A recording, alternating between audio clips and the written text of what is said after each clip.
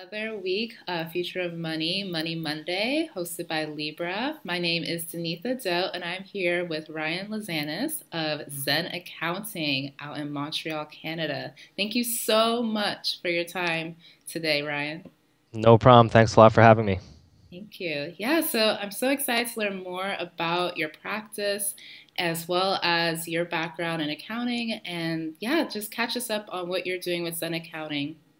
Yeah, sure. So basically, I started my accounting career about 8 years ago in your small traditional accounting firm, and I obtained my CA CPA designation in 2011, and I followed the path that most professionals do. They leave the firm they're working for and move to industry. I worked in the finance department at a medical company for about whole 6 months before I realized that I really wanted to kind of start something on my own and kind of build something from scratch. I always felt like the accounting profession had not moved forward, even though the times and the technology had. That's really when I kind of started Xen Accounting in mid 2013.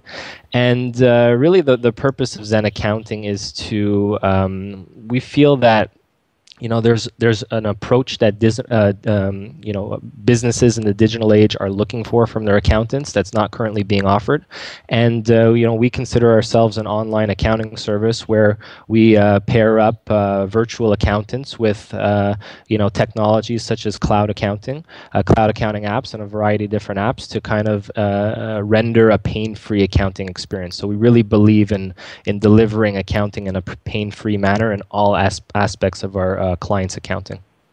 I love that. And dare we say, not just pain free, but Zen like. Exactly, you got it. I love that. So tell us a little bit then about the types of clients that you work with, who you service mostly. Yeah, so since we're fully virtual and since we don't do any in-person meetings, we do everything over Skype, everything's paperless, everything's cloud-based, we really attract a certain type of business owner, one that's a little bit more tech savvy, those that run what we call like modern day businesses. So generally, we're dealing with small businesses in the tech space or in the online world. We do have some more traditional businesses as well that are just sick and tired of handling the accounting in the more traditional manner. But for the most part, we're dealing with more techie type businesses. Love that. And you have some amazing distinctions and recognitions lately. Zero Silver Partner, as well as being named a member to Intuit Canada's Accountant Council. Yep. Can you tell Yeah. us, yeah, a little bit about that and some of the game-changing either technology or initiatives that you've done with your practice to get that recognition? So I think really it's about, the technology is one component of building a modern practice, but really how you approach the services is an entirely different component and equally important to the technology. We're using, again, a prerequisite for dealing with, our clients. We need to be on the cloud, so we don't deal with any desktop systems whatsoever. So we use QBO, QuickBooks Online, or Xero. Absolutely, that's a requirement. And then from there, we're using a multitude of other apps, namely Receipt Bank and a whole host of other apps that integrate with these systems because we believe in really streamlining the accounting process. And I guess some concepts that I guess some of the other forward-thinking firms deal with is like not keeping track of time, value pricing, how we approach our services, let's say in a more proactive manner by, like we had discussed, basically, we could be a little bit more proactive now that we're on the cloud, so we could build our services out a little bit differently rather than just doing compliance work at year end. We could do quarterly check-ins and really analyze data in a different manner. So these are just, I guess, different parts of our approach that I guess makes us a little bit different. I love that. Definitely being proactive and really helping your clients grow their business and not just looking behind them in the rearview mirror and Exactly. Exactly. It's about exactly. If you've gotten to year end, it's too late to do the planning. You have to at least schedule something throughout the year and start doing some analysis throughout the year. And since everyone's on the cloud, well, everyone's on the same page. Everyone sees the same numbers and the same data, so we could really start analyzing things a bit better. I love that. And someone actually had a great analogy. It's like, if you wait until tax season to look at your books, it's like waiting for your report card before you start studying for the exam. Exactly. That's exactly it. So you're helping your clients prepare for the exam so they can have a better report card at the end of the year. Yeah, absolutely. Cool. And you mentioned that you work a lot with tech-savvy clients, and I know we connected because of your work within the digital currency space. Can you Yep. tell us a little bit about the clients maybe that you're servicing that use digital currency, or what that world looks like to you as an accountant? Yeah, so basically, I knew nothing about Bitcoin at all or digital currency until, I was attending a lot of tech startup meetups. And, a lot of these people are coders, developers, programmers, and naturally, these people are also interested in technology like Bitcoin. And this is really where the concept was first introduced to me while I was at some of these meetups, because I kept hearing about Bitcoin and some of these businesses that they were running. So from there, I became curious and I started researching it more and more. And the more I researched it, the more brilliant I thought this technology was. And we started accepting Bitcoins as payments, and that kind of brought in a whole new type of clientele from there. So it really fits hand in hand with the type of clients that we're dealing with. They're tech savvy clients. The ones that are involved with Bitcoin, well, they're even more tech savvy, I'd say. So it really goes hand in hand with what we're doing. That's awesome. And for some that are in the accounting profession, this is definitely for accountants that want to learn more about technology and digital currency.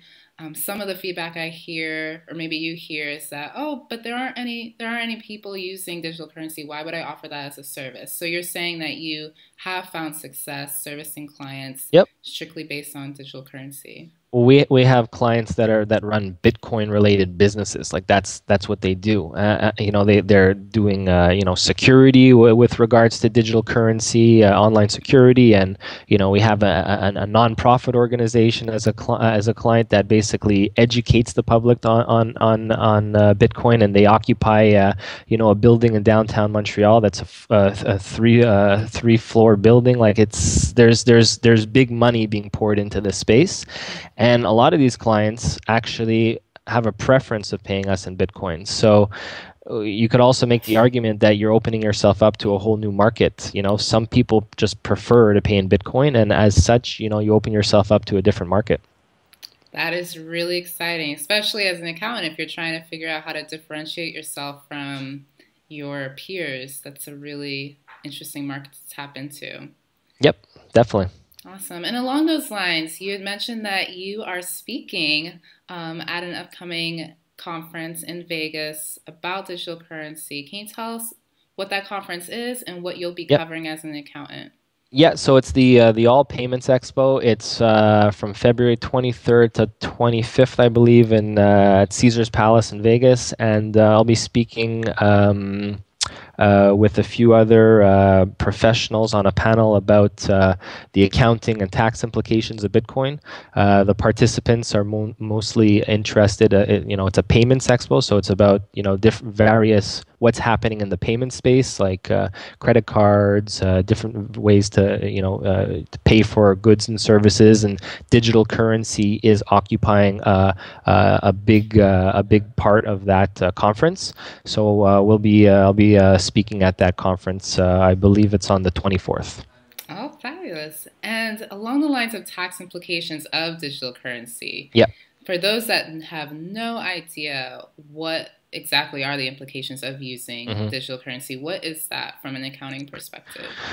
So it's definitely tricky now. It's definitely not straightforward, mainly because of the lack of guidance and the fact that the concepts surrounding some of these digital currencies are completely new concepts that is a little bit could be, at times be difficult to apply to existing tax legislation. I'm not an expert in U.S. tax, so on that side of things, I don't have much insight there. Although I do follow what's going on regularly. On the Canadian tax side of things, for the most part, U.S. tax, Canadian tax, you're dealing with issues surrounding capital gains. You're dealing with issues surrounding sales tax. And really, you're dealing with completely new issues that is very difficult to apply to existing tax legislation, mainly the concept of mining bitcoins, because I don't want to get too technical, but there is a concept of mining bitcoins, and that's a new conversation. Interesting. Yeah, and thank you for highlighting the differences potentially between US tax law and Canadian tax law. For those that want to get educated on this topic, how do you stay on top of these regulations and where would you suggest an accountant go? Yeah, well, first and foremost, there's the Digital Currency Council based out of New York, but really, we joined the Digital Currency Council quite a while back, and really, it's designed to connect different professionals from all around the world that are interested in digital currency and Bitcoin. So lawyers, accountants, investment advisors. There's professionals writing articles about their experience with digital currency. There's training courses that could be taken there to teach you what it is and what type of regulations exist surrounding that and what the tax impacts could be or the legal impacts. But there's a lot of there's IRS has produced some resources surrounding that. Canada Revenue Agency has produced very little about that. So it depends on what country you're in, I guess. But the Digital Currency Council is a good starting point, I'd say.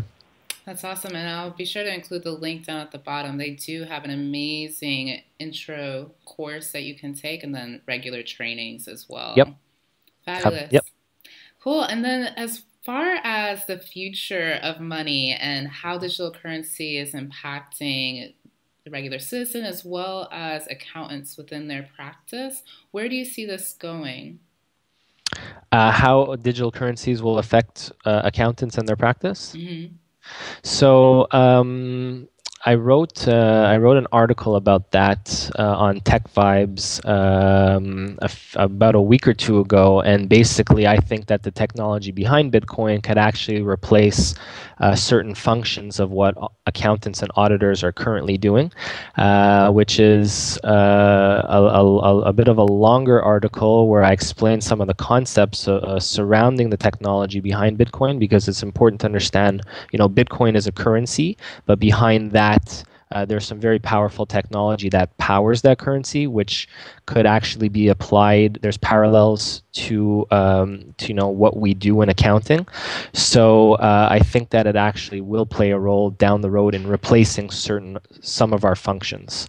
So it's not going to happen tomorrow, but it could be in a few years. Awesome. And can you tell us a little bit more specifically what functions as the accountant could it replace?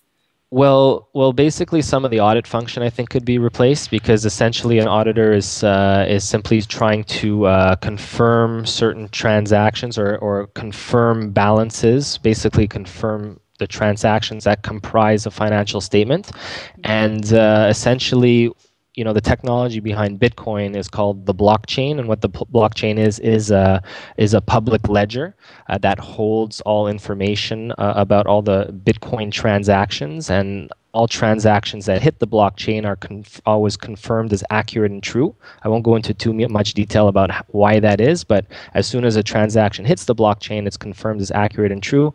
So if we could have business transactions running through something like a blockchain, and all those transactions are confirmed as accurate and true, then there's less verification work that needs to be done by an auditor. So that's very, very that's a very big overview, I'd say, but there's a lot more details to that. But at the end of the day, I think the blockchain can replace certain functions that an accountant or auditor are currently doing. That's awesome. And we'll definitely include a link to that article as well down below. And Great. yeah, it's like you mentioned, it's something that accountants should at least get to know a little bit more about because the way it's going to change our profession can impact a lot of practices. Yeah, definitely. I think the first change that we're seeing right now is the cloud. I think the next change that will be the next change, but currently the cloud is disrupting what's happening in the profession, and that's still right at the beginning of everything. So we still have a little ways to go before the next step, I'd say.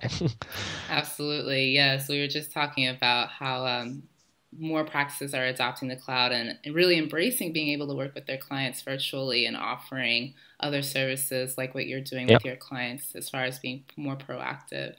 Yeah, I mean, on each one of our plans are on a fixed price monthly basis, and on each one of our plans, we need to include certain services, and some of those services we call more virtual CFO services that we have to include that on every plan now. We won't just do year-end taxes. We need to at least do a semi-annual check-in, and we at least need to do a budgeting session at the beginning of the year because we feel we can play more of a business-like role in our clients' operations.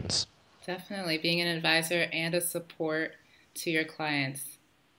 Thank you Yep, so much, Ryan, for your time today. This was a wealth of information that you shared with us, and I hope it's helpful for our community. I appreciate it. Thank you very much. Thank you.